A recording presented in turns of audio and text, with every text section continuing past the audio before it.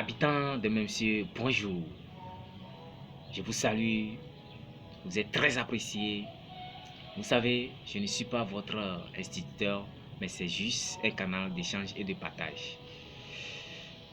C'est un réel défi pour moi de m'adresser à des gens aussi intelligents comme vous. Sur ce, faites sortir vos mouchoirs. N'oubliez surtout pas de liker la vidéo, de laisser vos commentaires et de s'abonner pour ne pas rater les prochaines émissions sur ma chaîne YouTube. Encore une fois, pour ceux qui ne me connaissent pas, c'est Narcisse Lumanis, votre frère. Aujourd'hui, il est important que l'on parle et j'aimerais m'adresser à certaines autorités dans le gouvernement togolais.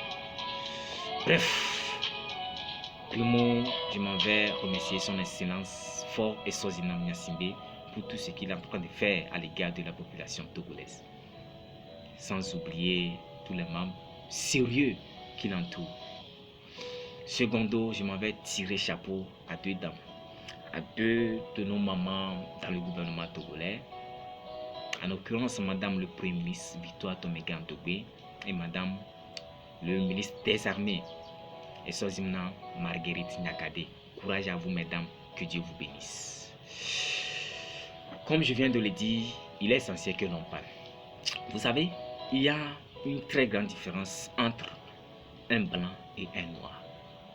Hormis la couleur de la peau, il y a une très grande différence. Et cette différence, c'est quoi? C'est la mentalité. Je m'explique. Lorsqu'un blanc débourse des fonds pour faire museler une personne, c'est-à-dire pour faire taire une personne, il finira tôt ou tard par le dévoiler. Et je m'en vais directement indexer l'expression. Ah oui. J'aime beaucoup cette pensée de Donnie qui dit à tous les êtres humains, ce n'est pas parce qu'on dirige qu'on est supérieur. Et ceux qui sont dirigés ne sont pas inférieurs.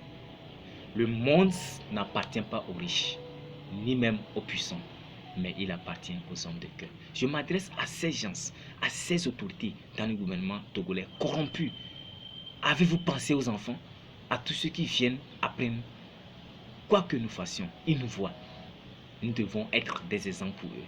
Tout ce que nous faisons, ce n'est pas pour aujourd'hui, mais pour demain. C'est vraiment triste de voir combien de fois certaines autorités qui sont censées apporter de l'aide à l'endroit ou bien à l'égard de la population togolaise, eux plutôt épaulent des étrangers pour parler des Chinois, des Libanais, des Français. Aujourd'hui, j'aimerais m'appesantir sur un secteur très éminent et ce secteur, c'est quoi? C'est la zone franche. Dégradant. C'est vraiment triste. La majorité de la jeunesse togolaise aujourd'hui se dirige vers ce secteur pour parler de la zone franche. Malgré leur diplôme, malgré leur large connaissance, étant donné qu'il faut aussi acquérir certaines choses dans la vie avant que Dieu nous trouve une porte. C'est ça qui occasionne ces genres de trucs. Est-ce un péché qu'un ouvrier, après ses diplômes, après ses études, ou bien qu'une personne après ses études aille travailler dans une usine? Et lorsque vous travaillez pour une personne, cela ne veut pas dire que vous êtes devenu un esclave. Je suis sincèrement désolé. Aujourd'hui, je suis là pour vous dire la vérité. Et si je ne le dis pas, j'ai failli à ma mission. Je ne suis pas là pour vous dire ce que vous avez envie d'entendre, mais je suis là pour vous dire l'autre côté de la vérité. Je m'adresse particulièrement à l'inspection. Des ouvriers qui travaillent dans une usine pendant 1 an, 2 ans et 3 ans, qui sont là sans contrat. Sans contrat, je dis bien. Ils travaillent à leur propre risque et péril. Si tu as un accident aujourd'hui, c'est toi.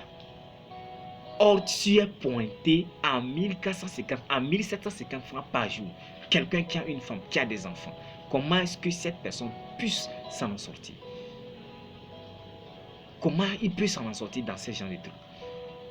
Et lorsque ces ouvriers décident d'aller porter plainte à l'inspection, l'inspection à son tour joue au chien au lieu de se lever, étant donné qu'ils sont des gens qui sont normalement appelés à mettre fin à ces genres de trucs. Je me demande, quand ces étrangers sont arrivés pour instaurer leur usine, quel code de travail les avez-vous présenté?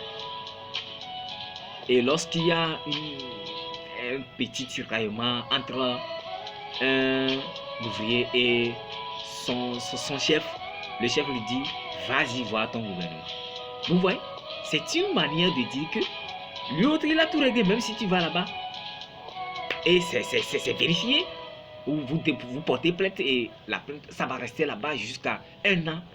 Et vous allez oublier et puis c'est fini. Étant donné que vous avez porté plainte et que l'inspection n'agit pas, l'ouvrier maintenant à son tour a peur parce que s'il fait question, il serait viré. Vous voyez, à cause de ces autorités corrompues là, que les gens parlent mal du gouvernement togolais. Les gens indexent mal le gouvernement togolais à cause de ces gens. Sur ce, j'invite personnellement Madame le Premier ministre, Victoire Tomégan Dogbe, d'autant plus que nous avons appris par les médias que c'est une dame de terrain, qu'elle vienne elle-même sur les lieux, voir ou bien sillonner certaines usines, questionner 2-3 ouvriers, voir comment est-ce que les gens souffrent. Ils sont soumis là-bas au quota. Au quota, c'est-à-dire par jour, tu as un quota à faire.